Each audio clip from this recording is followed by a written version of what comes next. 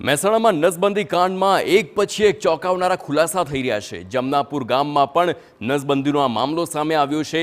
ભોગ બનનાર અને ભોગ બનતા બચી ગયેલ બે યુવાનો સામે આવ્યા। લોહીના રિપોર્ટનું કહી એક યુવાનને કલોલ સરકારી સિવિલમાં લઈ જવાયો હતો અને યુવાનને શંકા જતા ફરિયાદની ધમકી આપી તો તેને મોકલી દેવાયો। અન્ય યુવાનને જામફળની વાડીમાં કામનું કહીને એમ્બ્યુલન્સમાં અડાલજ લઈ જવાયો હતો અને અડાલજ હોસ્પિટલમાં લોહી લીધા બાદ નસબંધીનું ઓપરેશન કર્યાનો આરોપ છે। નસબંધીના ઓપરેશન બાદ ભોગ બનનારને અપાયા હતા 2000 રૂપિયા। બંને યુવાનોના કેસમાં આરોગ્ય વિભાગે હવે તપાસ હાથ ધરી છે। મને પહેલાં કીધું મારે બીમાર હતો, હું તાવ હતો, બરાબર।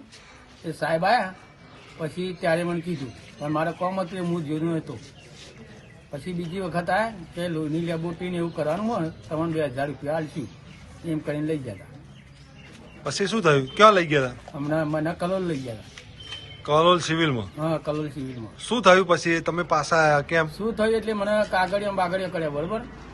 પછી અમુક મને શક પડ્યો કે અમુક પક્ષ એટલે મને શક પડે એટલે મેં એકબીજા પૂછ્યું કે આવું છો એટલે મેં કહી દીધું કે મારે આ કરાવવું નહીં। તો એ સાહેબ મને જોડીને બીજી દોન લઈ ગયો। મેં કહું તો મને બીજી દોન લઈ જાય તો હું કાયદેસર કેસ કરું। પછી શું થયું? કંઈ નહીં, પછી મેં ધમકી આલી હતી, મને ઘેર મૂકી ગયો। દવાખાને લઈ ગયા, દવાખાને શું કઈ લઈ ગયા કર્યા આ જોફળીઓ કાપવા। હતા? શામાં લઈ ગયા હતા? ક્યાં લઈ ગયા હતા? એમ્બ્યુલન્સમાં લઈ ગયા હતા, અડારે ચોકડી। ત્યાં જઈને પછી શું કર્યું? તો જઈને લેબોરેટરી કરવા નોંધ દઈને લોહી લીધું।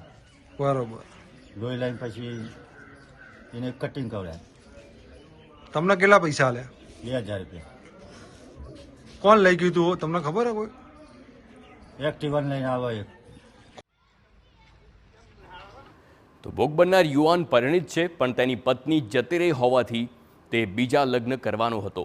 જો કે તેની સાથે ઠગાઈ કરી નસબંધીનું ઓપરેશન કરી દીધાનો આરોપ છે।